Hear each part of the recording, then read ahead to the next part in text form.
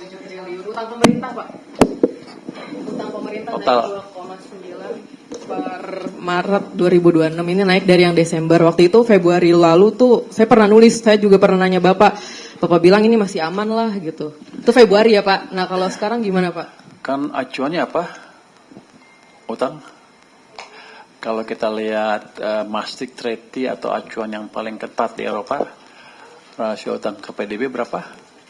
60%. Kita masih jauh. Kenapa lu nanya lagi? Iya masih aman, masih sekitar 40-an ke 40 lebih sedikit. Jadi aman. Singapura berapa? 180 ya, 180%. Malaysia 60% lebih. Thailand juga berapa? Tinggi semua.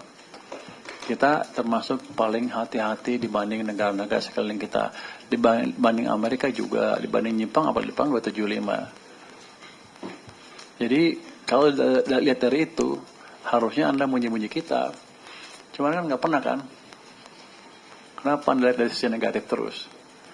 Lihat sisi komparatif. Jadi gini, utang itu seperti kalau satu perusahaan mengembangin usahanya, dia bisa utang kan? Tapi perusahaan yang kecil dan perusahaan yang besar beda kemampuannya. Kalau satu perusahaan untungnya cuma 1 juta, dia utang 1 juta udah susahan.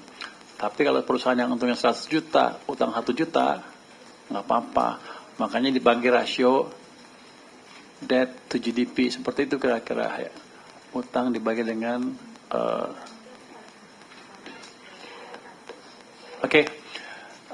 gitu kira-kira. Jadi yang utamanya kita cuma dibilang ini, cukup mas berita pajak nanti malah ketutup yang lain. Jadi ngomong yang lain, jadi dilarang nih ngomong yang lain. Jadi gini, pada dasarnya pajak nggak ada kebijakan yang kita buat untuk mengganggu dunia bisnis. Noise yang kemarin terjadi akan kita hilangkan ke depan. Langkah-langkah baru pajak hanya diumumkan oleh Menteri Keuangan, bukan Dirjen Pajak lagi ke depannya. Nanti kalau setiap publikasi di homepage-nya pajak akan diperiksa dulu oleh Badan Kebijakan Fiskal sebelum dipublish. Terima kasih semuanya. Wassalamualaikum warahmatullahi wabarakatuh.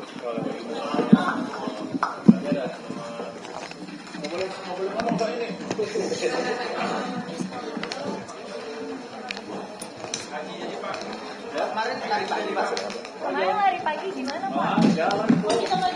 Itu persiapan buat haji Pak?